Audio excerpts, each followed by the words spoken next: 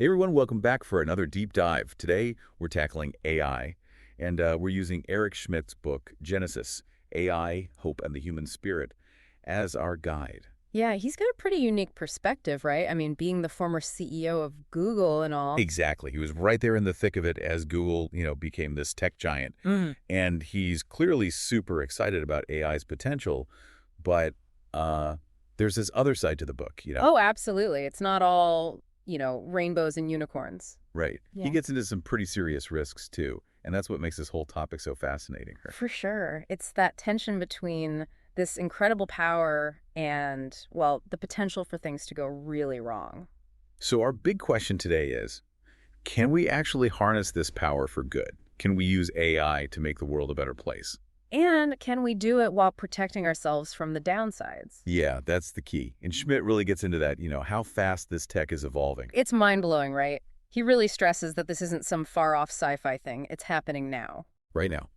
Like AI is already changing how we work, how we connect with each other, how we, even think about the world. And it's only going to accelerate from here. Like, we're talking exponential growth. So before we get into the scary stuff, let's talk about some of the potential benefits. I mean, Schmidt paints this picture of AI revolutionizing healthcare, right? Yeah, like personalized medicine, early disease detection, maybe even virtual doctors available to anyone, anywhere. It's incredible. And he talks about AI helping us tackle climate change, finding solutions for clean energy, that kind of thing. And, even streamlining things in our daily lives. Like, remember that example he gives about the AI agents? Oh, yeah. The ones that could, like, design a building, file all the permits, and even contact your accountant. Imagine that. No more dealing with all that bureaucratic red tape. It's almost too good to be true, right? Well, that's the thing about AI, right? It's got this incredible potential, but But there's that flip side. the potential for it to be used in some pretty terrifying ways. Exactly. Schmidt lays out some pretty serious warnings about, like, AI being weaponized. Yeah. Think bioweapons or cyber attacks. Stuff that could, cause massive damage. Yeah. And then there's this whole idea of manipulation. Like, imagine AI so sophisticated, it can figure out your deepest fears, your desires, and use that to, like, control you. That's a scary thought, right? Like, who's controlling the AI? Who decides what it's used for? And one of the examples that really got to me was this whole AI girlfriend thing. Oh, yeah, that was a fascinating discussion. Right. Both Schmidt and Scott Galloway, the guy who interviewed him, seemed really concerned about this idea. It's a bit unsettling, right? Like, AI companions that are so realistic, so good at mimicking human interaction, that they could become substitutes for real relationships. Especially for young people who are, maybe feeling lonely or isolated. Yeah, they're especially vulnerable, right? They're still figuring out who they are, what they believe in. And you could end up in this situation where you're, like, forming this deep connection with an AI that's, designed to please you, to agree with you, to never challenge you.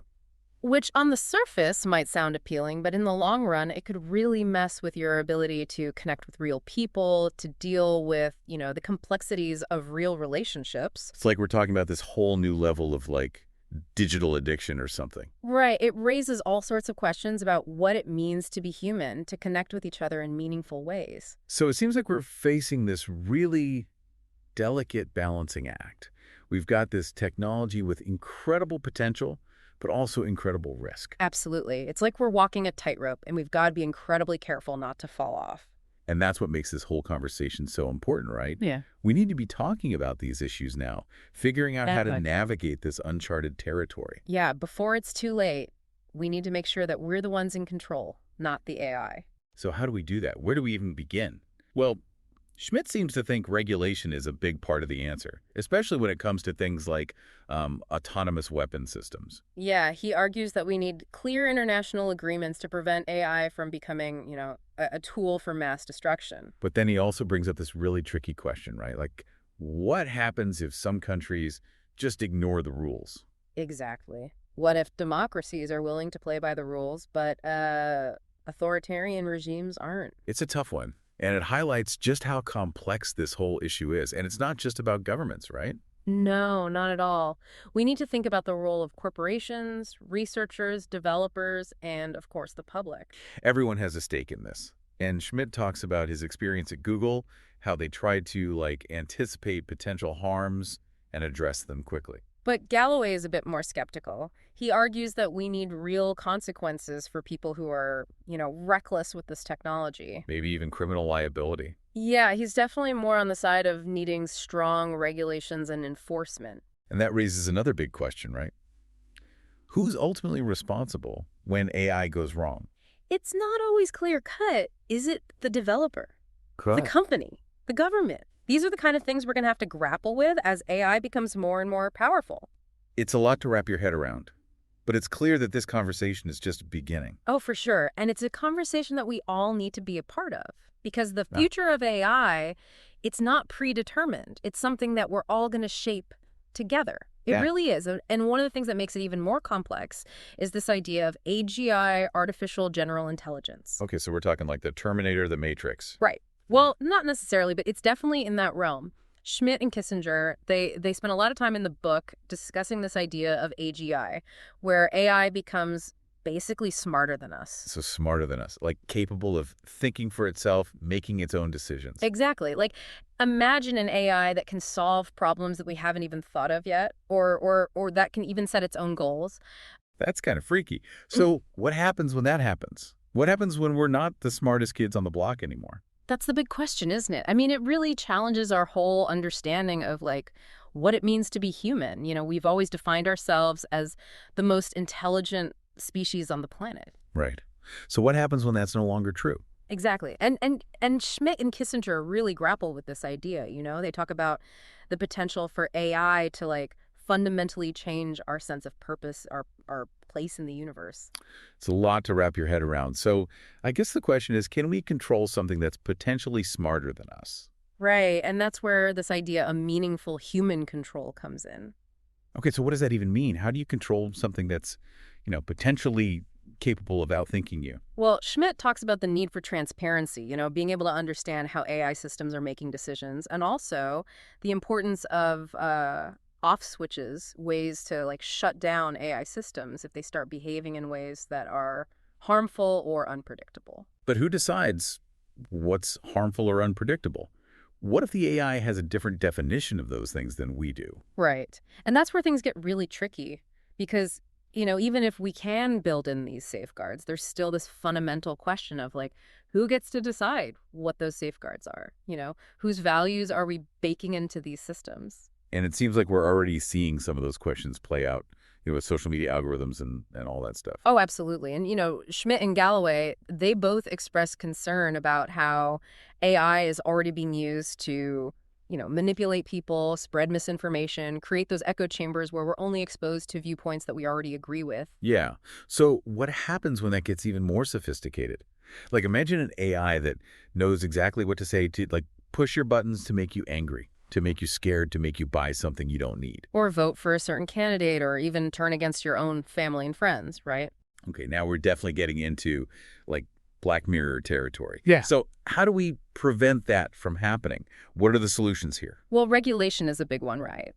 Schmidt argues that we need clear guidelines for, developing and using AI, especially for things like autonomous weapon systems, killer robots, that kind of thing.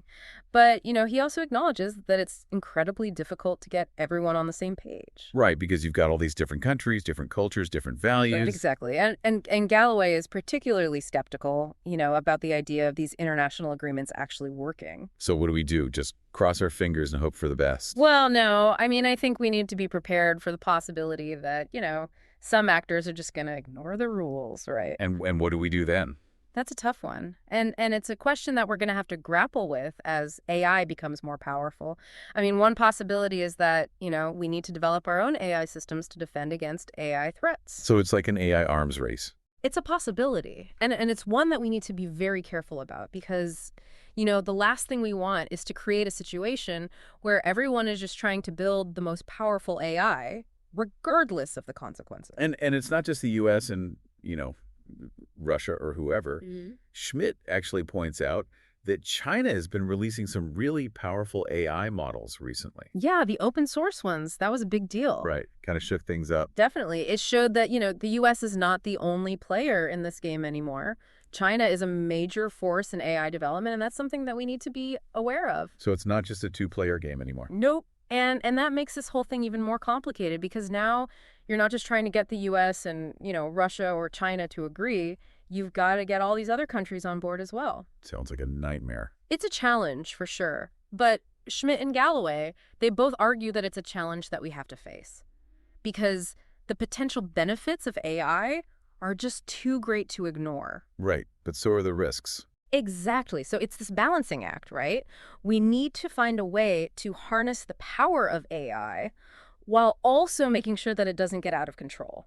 And that's where the human element comes in. Right, because at the end of the day, it's humans who are making the decisions about how to develop and use AI. And those decisions are going to be shaped by, our values, our beliefs, our fears, our hopes. So it's not just about building smarter machines, it's about becoming wiser humans. I like that. Wiser humans. So what does it actually mean to be human in a world where, machines are becoming increasingly intelligent? That's a big one. And it's something that Schmidt and Kissinger really wrestle with in the book. Yeah, I mean, it's almost like AI is forcing us to re-examine what it means to be human. What makes us special? What sets us apart from machines? Exactly. And I think that's a really important conversation to have because it's not something that, scientists or engineers can answer for us. It's a question that we all need to grapple with. So in a world where AI can do so many things, what are the things that are uniquely human? What are the things that machines can't replicate? Well, I think things like creativity, empathy, compassion, those are all things that, are still very much in the realm of human experience. And I think it's important to remember that, even as AI gets more sophisticated, there are certain things that machines just can't do. They can't feel emotions, they can't form meaningful relationships. And Schmidt gives this really interesting example of how AI is changing the world of work.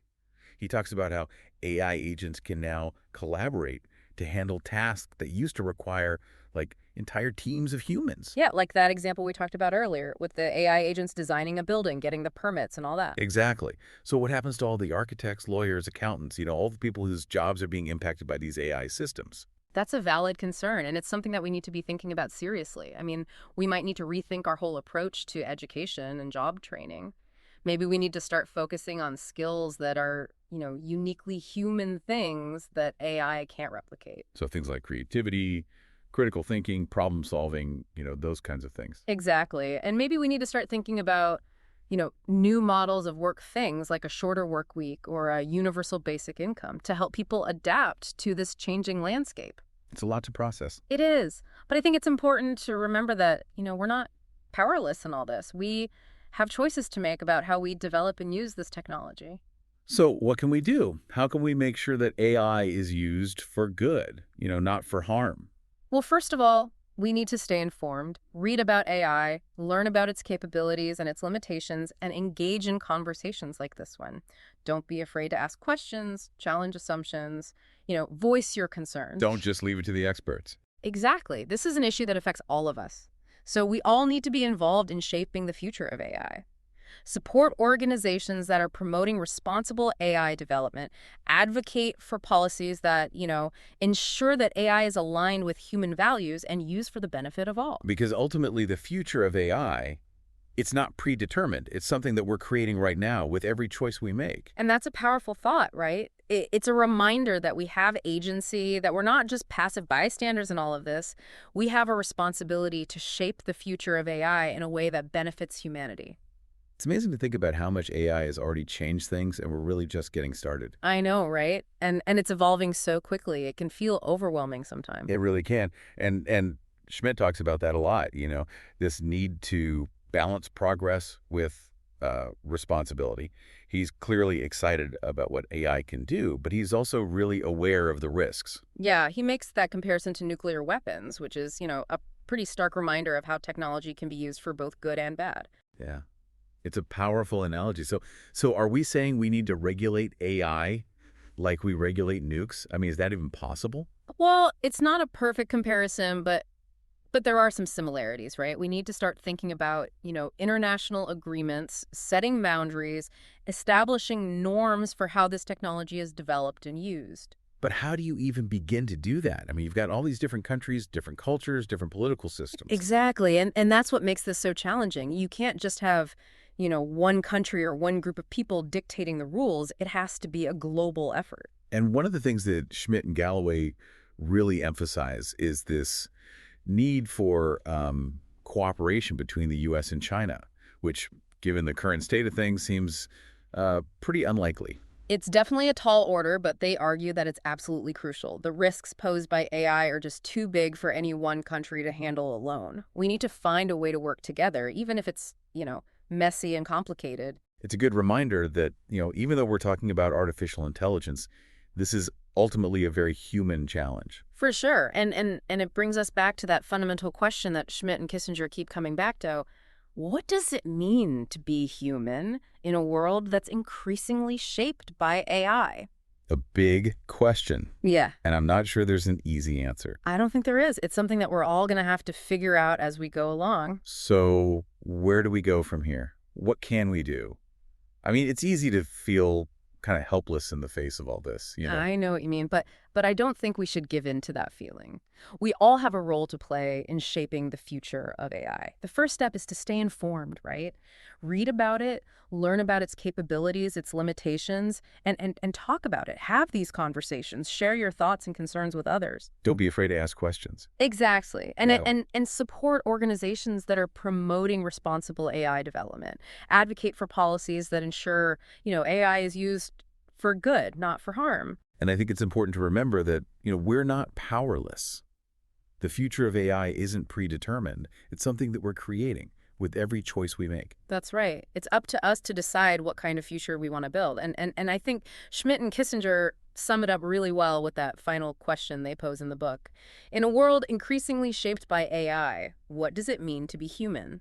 It's a question that's going to continue to challenge us and inspire us and guide us as we navigate this new landscape. That's a great point to end on. Thanks for joining me for this deep dive. It's been a Yeah. fascinating conversation.